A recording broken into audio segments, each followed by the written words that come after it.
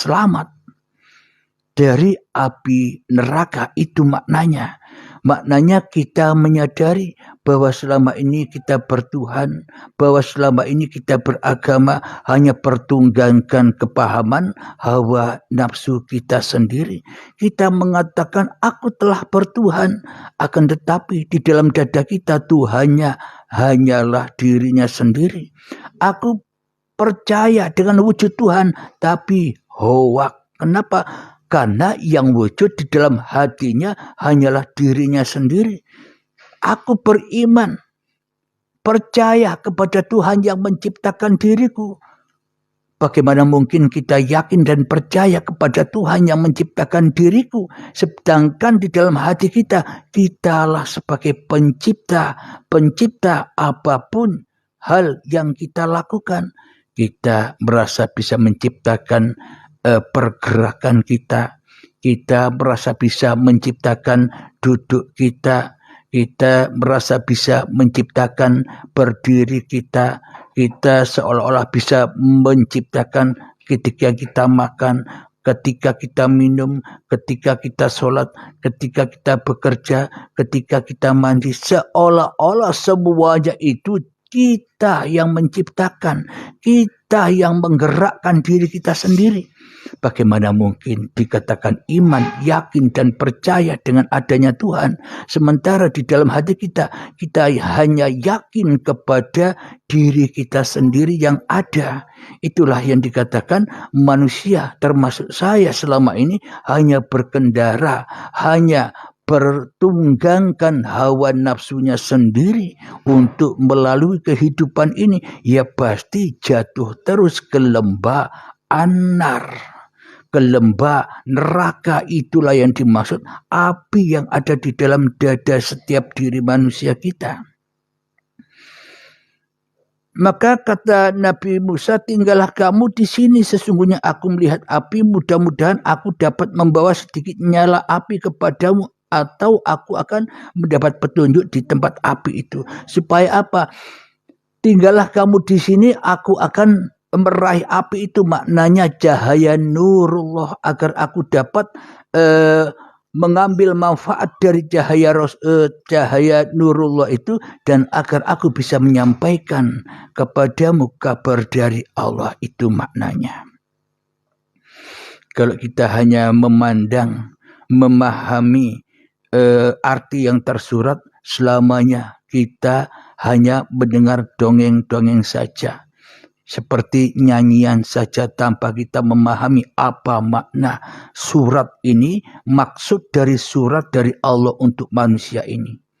Ketika kita memakai kendaraan Allah, berkendarakan Allah, menunggangi Allah, maknanya berjalan menuju Allah dengan Allah, ya pasti kita akan memahami makna mutasabihat yang ada di dalam ayat-ayat atau di dalam surat di dalam Al-Quran ini. Ayat yang ke-11 di dalam surat Toha,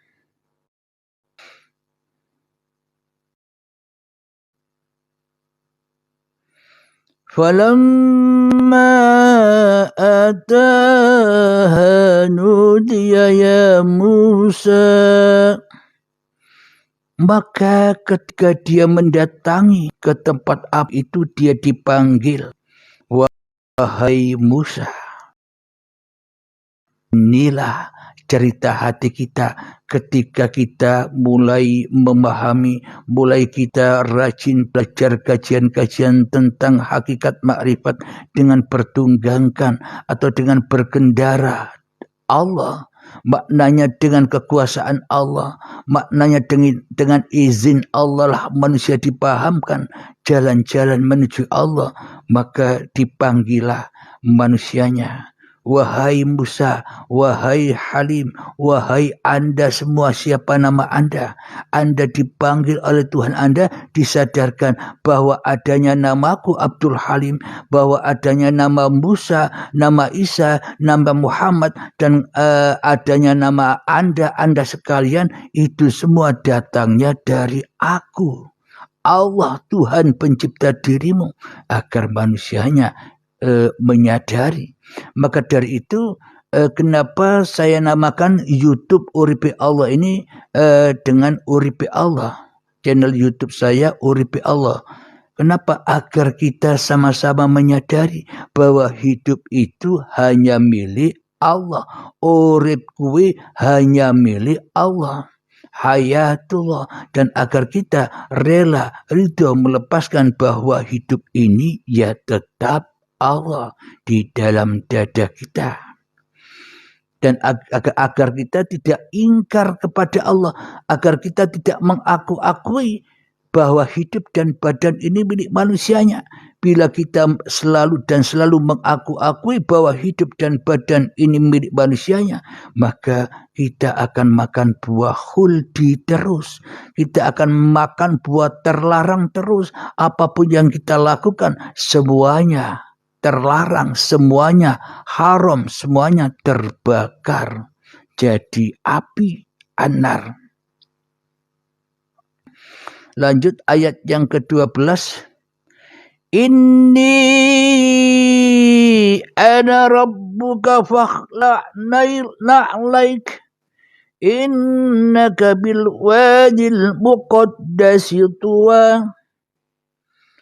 Sungguh aku adalah Tuhanmu, maka lepaskan kedua terompahmu, karena sesungguhnya engkau berada di lembah yang suci tua. Inilah maksudnya yang diungkap tadi. Hei Musa, sesungguhnya aku ini Tuhanmu, maknanya hei Halim, hei Anda semua, hei Musa, sesungguhnya hidupku inilah aku. Hidup inilah Tuhannya seluruh manusia. Hidup inilah nama Tuhan seluruh manusia. Apapun nama yang kita kenali sebagai nama Tuhan, apapun itu, baik Allah, Gusti Romo, Sang Hyang Widi, Roh Kudus dan sebagainya, inilah hidup ini uripe Allah, bahwa jangan sampai kau mengaku-akui bahwa hidup ini hidupmu, badan ini badanmu. Inilah maknanya kedua terompah itu, yang selama ini kedua terompah ini, yang mana selama ini hidup dan badan ini telah lama kita pakai sebagai kendaraan kita, yakni hawa nafsu. Mengaku-akui, merasa memiliki sandal itu, terompah itu, maka lepaskanlah terompahmu. Maknanya kembalikan bahwa hidup dan badanmu itu adalah aku. Alhamdulillahirabbil alamin. Kita lanjutkan ayat yang ke-13 di dalam surat Toha. Wa ana akhtartuka fastami' lima yuha, yang artinya, dan aku telah memilih engkau, maka dengarkanlah apa yang akan diwahyukan kepadamu. Wahai Halim, aku telah memilih engkau. Wahai Anda semua, nama siapapun Anda, aku telah memilih engkau. Kenapa kita dipilih? Kenapa Abdul Halim dipilih? Kenapa Anda dipilih? Karena kita selama ini sudah diciptakan, sudah diwujudkan, sudah dihidupi oleh Allah sendiri.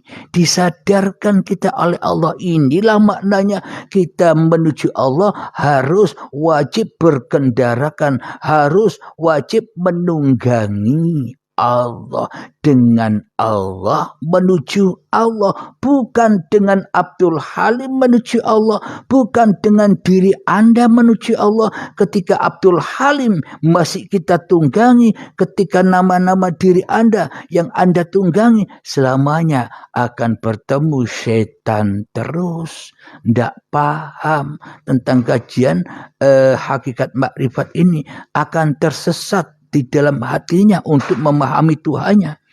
Ada ayat, man kana fi hadhihi al-a'ma fahuwa fil akhirati a'ma wa adallu sabila Barang siapa buta mata hatinya di dunia ini, maka di akhiratnya pun kelak buta mata hatinya, bahkan tersesat-sesat jalannya. Maknanya buta di sini buta memakai berkendara atau menunggangi hawa nafsunya untuk berkendara kepada Tuhannya. Ya buta terus.